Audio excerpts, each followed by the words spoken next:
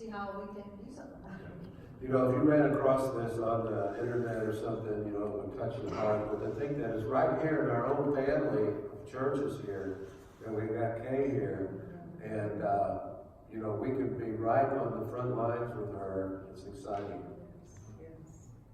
Well, I just want to start out by just thanking you all for the opportunity to come before this ministry and to share a little bit about my own personal life. And of course, my name is Kay. I was born literally into the foster care system. My mother already knew that when she was pregnant with me, that she had already abandoned me. She had already said, nope, I'm not going to keep this baby. So I never bonded with my mother because, of course, you know, when babies are born, what they do is they keep them there in the hospital room, and they keep them with all the other babies. And most of those babies don't get the attention and the touch that they need to thrive. And so the majority of my life, I feel like I have not really thrived, but it's like right now God has given me the opportunity to do something about this particular situation, to be an advocate. I've just chosen to, the door is open, and so I'm just going to go ahead and step through it. That's the only thing I know to do. I wanted to start out by sharing just a few scriptures about children and how God feels about children. Children are definitely chosen. I have one that's Psalms 127, verse 3 through 5. It says, children are a heritage from the Lord, offspring a reward from him. Like arrows in the hands of a warrior are children born in one's youth. Blessed is the man whose quiver is full of them. They will not be put to shame when they contend with their opponents in court. The next one is Matthew chapter 18, verse 2. It says, he called a little child to him and placed the child among them. That lets you know that children are very important to God. And then the last one is, Jesus said, and this is Mark chapter 10, verse 14. It says, let the little children come to me, and do not hinder them, from the kingdom of God belongs to such as these. So those are just some scriptures that I have about children and how God literally feels about them.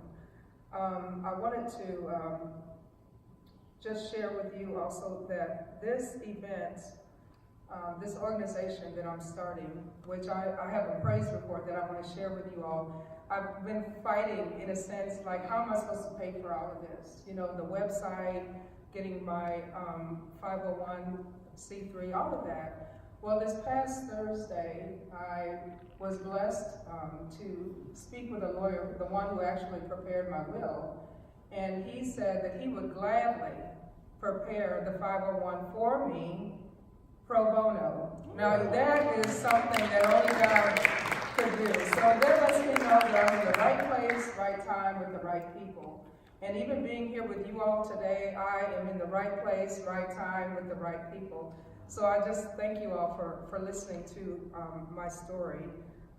Some of the things that foster children experience is hopelessness, forgottenness. They literally feel like they're forgotten. Despondency, despair, neglect, forsakenness, disenfranchisement, disconnectedness. Those are things that children in the system experience.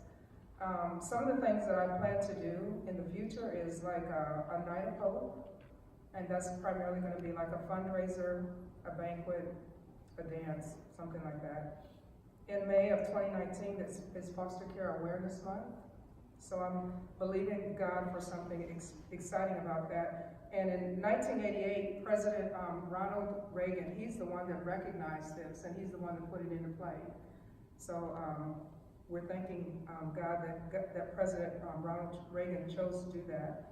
And at that time, it says this is a time to recognize that we can play a part in enhancing the lives of children and youth in foster care.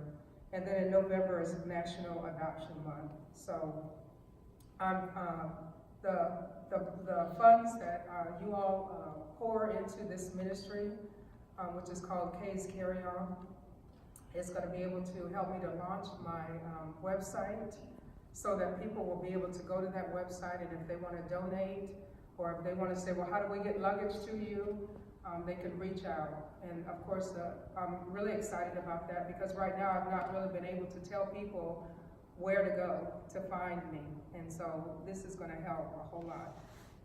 I also want to end this little opportunity to speak with you all right now with Isaiah chapter 6, verse 8. It says, "Then I heard the voice of the Lord saying, whom shall I send? And who will go for us? And I said, here am I, send me." So I am the advocate. I just have made that decision to just literally step into the things of God.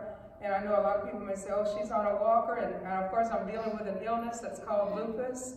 But I just chose that regardless of illness, if God gives me the strength and the ability, I'm just going to do what he tells me to do. I'm not going to allow the disability to be a hindrance. So I'm just stepping into the things of God. So thank you for giving me the opportunity to speak.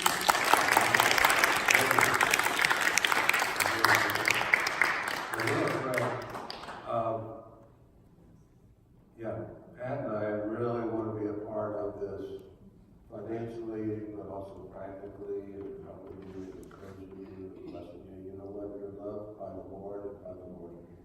You never have to let the enemy tell you you're not wanted, because you are wanted.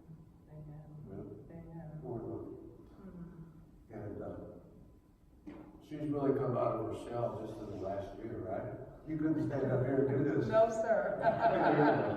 God has really Yes, got a yes. hold of it and doing something wonderful. Yes. You know, so we can be a part of it. And so I want to pray for her, but we're going to take an offering, an extra offering right now. Just pray.